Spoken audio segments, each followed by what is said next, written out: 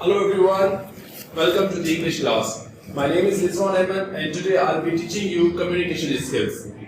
Now, in everyday life, whether you are at a school or in any gathering, sometimes you need to face audience. Okay? So there are some situations which demand you to face an audience. Okay, now when you are facing any audience, a group of people, okay, any gathering of people, now sometimes you don't have everything in your mind. You don't know what you are going to communicate with them and how you communicate with them, so that your information, your ideas are clear and effective. So today's class is based on how you can make your communication, whether it's spoken or written. Now, how it can be written, I'm not particularly today talking about, say, writing skills. No, I'm going to talk about if you have any written script, okay? Script or any book or any chapter you are reading to any audience. If you are reading it to any people, how you can read it so that it is more clearer and more effective, so that people can understand what you are reading to them, what you are telling to them. Now, in many cases, in such situations, speakers become unable to get their ideas properly, to convey their message properly, because they don't follow certain tactics, certain strategies, which are used to make your communication clear and effective. So today's class is based on how we can make our communication clear and effective. So first of all, let me give you some situations where you face audience. For example, at a school in assemblies, sometimes if you are conducting any assembly or if you are a participant in any assembly and you have a segment for a speech or any information you are sharing, if you are making any announcements to the students at the school, so that's the situation where you might need some script. Okay, so if you have a script, if you read it without proper techniques, your communication would not be effective. Okay? In other situation, for example in class, if you are making a presentation, how you can make your presentation more effective, okay? Because it's a communication, so that your class fellows your teacher can understand what you are explaining to them. So to do that, to make our communication clear and effective, we today would focus on three things. Number one, proper stress. Now what's the stress? Stress is used to convey exact meaning. Stress meaning to emphasize any word or words.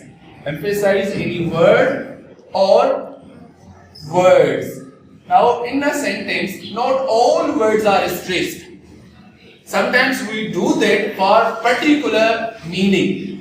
Okay. For example, if I give emphasis, stress to all the words in the sentence, how it would sound. For example, if I say, today I will teach you communication skills.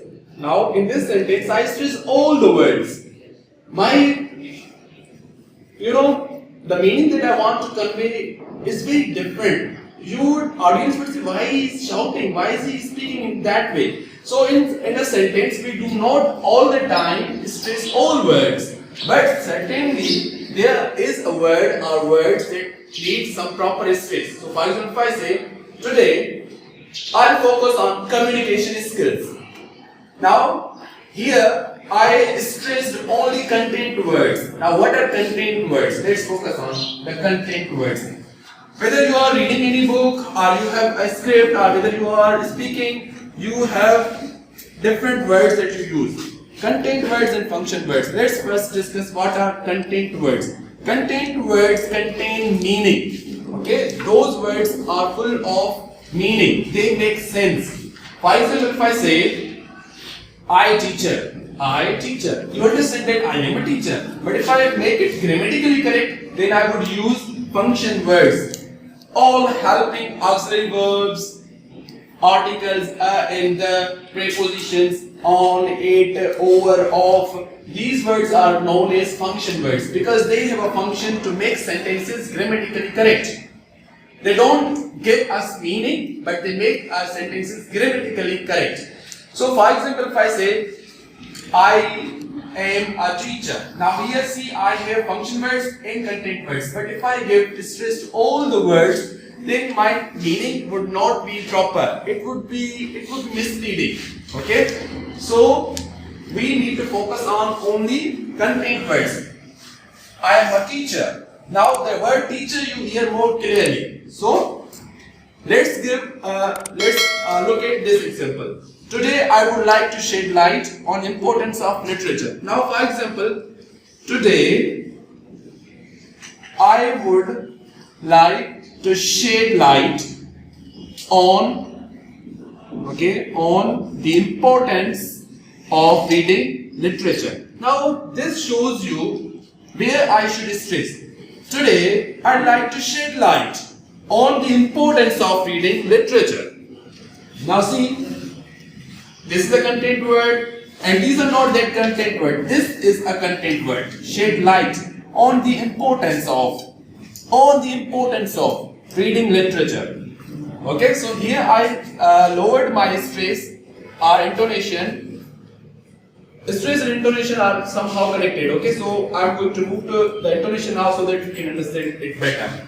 Now what's intonation? Proper intonation. Intonation is the rise and fall of the speech. Okay, the music of speech. When I read this sentence, my voice goes up and goes down. Okay. Today I would like to shed light on the importance of reading literature. Now here I'm using all these things. Okay, proper stress and intonation. I'll talk about stress and intonation collectively later on. Let's now discuss what is breaking text into bit-sized chunks. Now when you are facing any audience, okay, when you are in any situation where you have audience and you have some script, now you should always break that script, that information in bit-sized chunks. Now what are bit-sized chunks? When, for example, if I say, today I would like to shed light. Now here this word shed light, to, like, all these, they make a thought. Okay, see, look at this. Bit-sized chunks, okay, are reading through thought groups. When you read or speak, you make use of words, and words, when they join together, they make a thought. So I would like to shed light is a thought group. Now here you need to pause somehow in spoken communication so that others can understand you better. Okay, if I don't pause somewhere here, for example, other thought group we can make here on the importance of. Here we can also make a thought group on the importance of. This is breaking text into bit-sized chunks. Breaking text into bit-sized chunks so that our communication is effective and clear. Now, if I don't read through thought groups, okay, if I read the whole sentence without proper stress or intonation or breaking into bit-sized chunks, my communication would be flawed. Okay, it would be unclear. Okay, people won't understand me. If I read this sentence, today I would like to shed light on the importance of reading literature. See, I'm not taking natural pauses, I'm not using bit-sized chunks, my communication would fail. So see, let's read it with proper stress and proper intonation, and we should break the text into bit-sized chunks. Today, I would like to shed light on the importance of reading literature. If you say this like this in any assembly, in any class, people will understand you, what you are saying to them. Okay, so now hopefully your concepts are clear about proper stress, okay, what's intonation, the rise and fall of the music. Don't speak, like today I will tell you about the importance of reading literature. See, this is so boring. Audience would be so bored. They won't listen to you. They will look here and there. So to make your communication effective, clear, use intonation. Okay?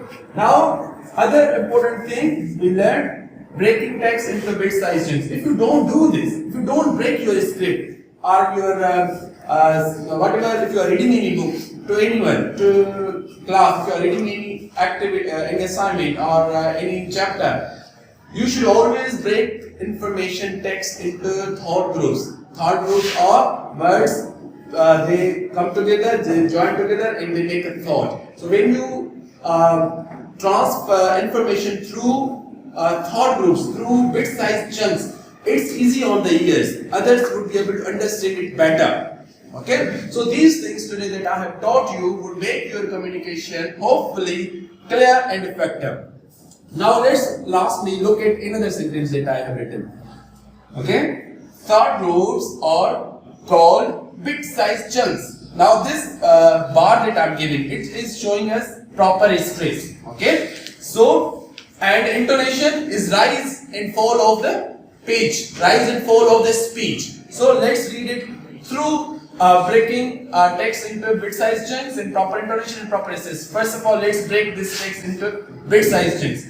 Thought groups are called, for example, if I break here, if I make this thought group and this one another thought group, it would be better. Thought groups are called bit-sized chunks. Thought groups are called bit-sized chunks. If I don't read with these techniques, it would sound like this.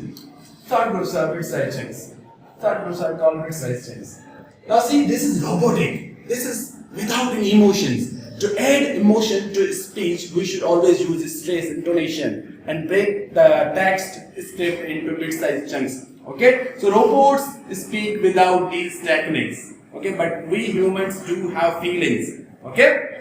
So whenever next time you read any text, follow these strategies. Whenever you are facing any audience, try not to take unnatural pauses all the time. Try to take natural pauses through thought groups and show emotions and stress, emphasize the words that you really want to.